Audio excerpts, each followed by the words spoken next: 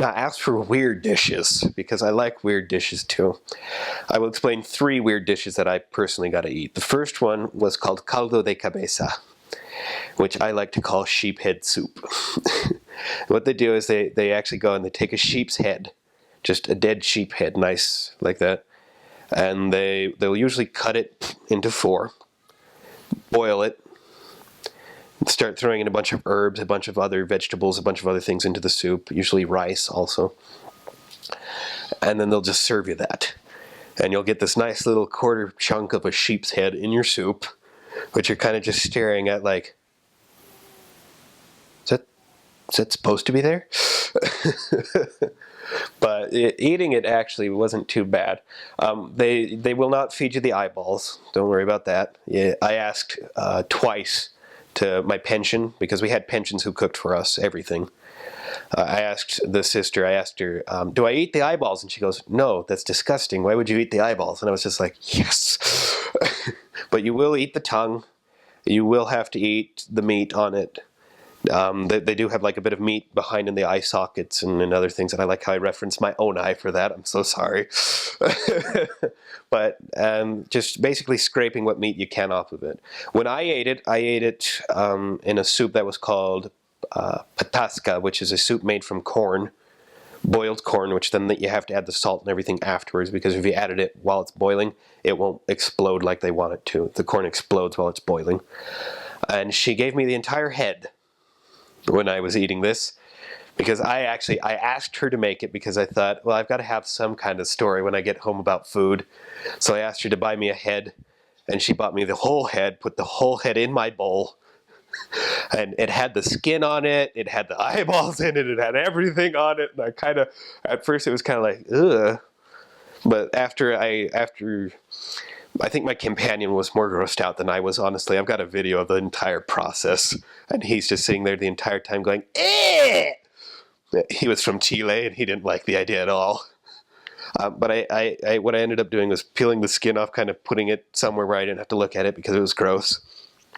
And I just started eating the meat off the sheep's head, and it actually, with that part, it wasn't too bad. Tongue did not taste as bad as I thought it would. Or it didn't feel weird. Like I thought it'd be chewy and kind of gross. And it tasted like meat, and it felt like meat in the mouth, and it was just like meat. And I thought, well, that's weird. It looks gross. It's white. I don't know why it's white. But I eat it, and it tastes like meat, and it feels like meat. It's meat. Awesome. And it actually tasted pretty good. And I did eat quite a bit of the meat off the thing. I don't think I finished it, though.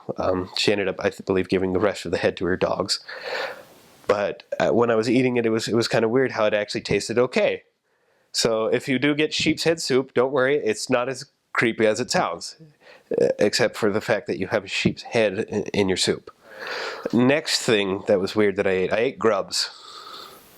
And this one, I did actually go out of my way to eat them. Grubs are more exclusive to the jungle. So if you go, for example, to Mission Iquitos, which is just the North Pure Jungle, you're going to eat grubs. It's going to happen.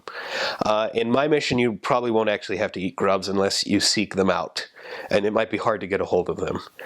But what I did was basically, I was serving in Huánuco, and within my zone, the north part of my zone, there was a place called Tingo Maria, and that's just pure jungle right there. That's just deep jungle, which is kind of weird that it's so close. But in Tingo Maria, the elders, their pension, she had family who actually lived in Pucallpa, which is in Mission Iquitos. It's deep, deep jungle. And they would send her the grubs, because for their family, the grubs were a delicacy. And the elders mentioned it to me one time, and I said, oh, that'd be kind of cool to try. And they said, okay. And then I didn't hear anything about it for like 2 weeks. And then 2 weeks later, I suddenly get this call while we're getting ready to take care of some stuff from the elders. The Corey, we sent you your grubs. Go get them. What? Yeah, go get the grubs. Okay. So I went, I got the grubs. They'd sent me 5 grubs, including this ridiculously huge, juicy one. And I didn't know what to do with them. So we took them to my pension, and my pension was a very health-conscious person, and she did not like grubs. She did not like the idea of how they eat in the jungle. She was kind of cool that way, kind of very sarcastic, kind of dry humor lady.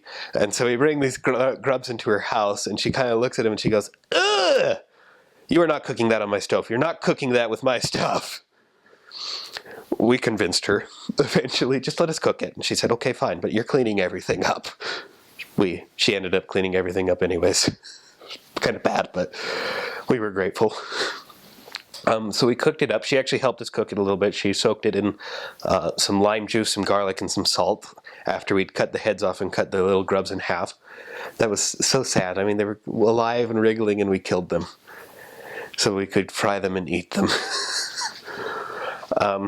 It's also kind of funny. The pension there was the bishop's wife, and so the bishop was there, and he had a very similar thing too. And he got home during this, and he's like, "What are you guys eating? What's that smell?" And we said, "Grubs." We said, "Suri," and he goes,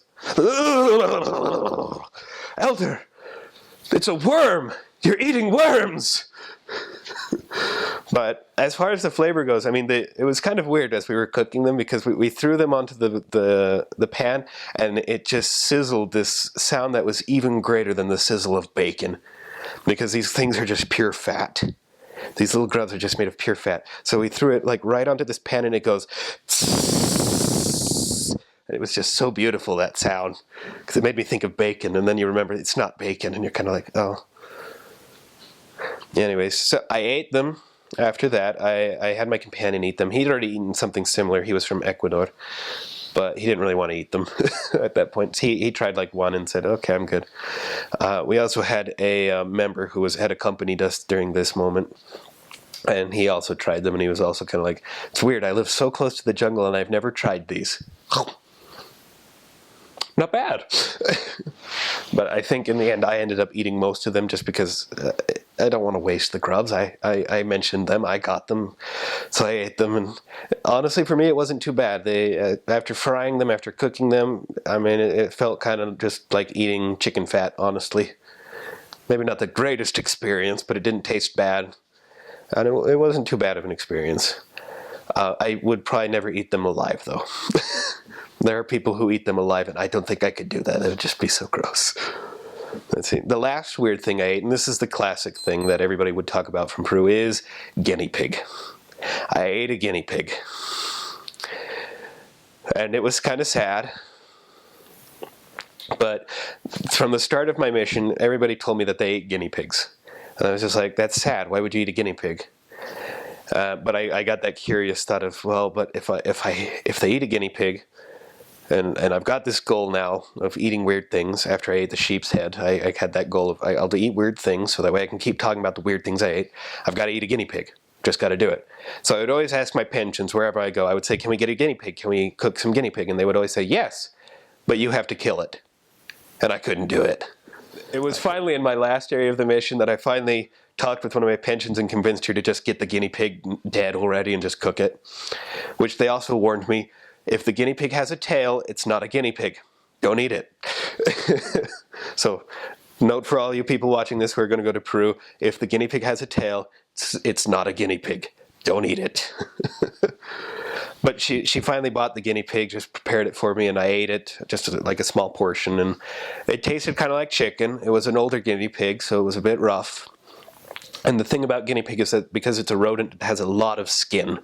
So if you don't like eating skin, you will not enjoy eating guinea pig. Because the majority of it's skin, honestly. I mostly peeled that off and just ate what little meat was on the poor guy. But it didn't taste that bad. I will probably be forever condemned by my niece now for having eaten something so cute. Plus, once you get, actually, you can say that I didn't mind eating guinea pig, the taste of the meat was okay, then you can just go and start freaking people out by saying, yo, you got guinea pigs, tasty. And they're just like, how dare you? How could you? You are evil! It's a really funny experience once you actually do that. But as far as flavor and as far as texture goes, it's just like eating meat.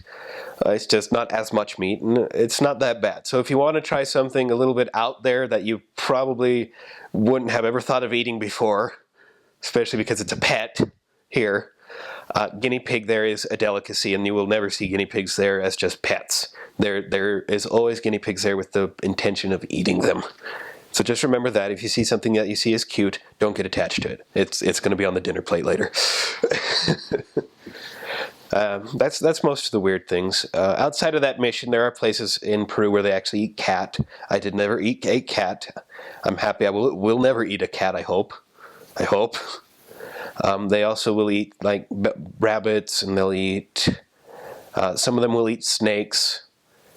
Not very many. That one is another thing you'd probably have to seek after, kind of crazily like the grubs that I looked for, especially in our mission. If you do meet a woman who in Huancayo who says that she could get you a snake to eat it, don't do it. It costs way too much. It's not something that I would recommend ever. If you do get somebody though who just offers you to eat snake, that's fine. I will also mention just real quick that if you end up in the jungle, the food there is going to be different than the food in the mountains. In the mountains, you will see a lot of potatoes with your rice and your chicken.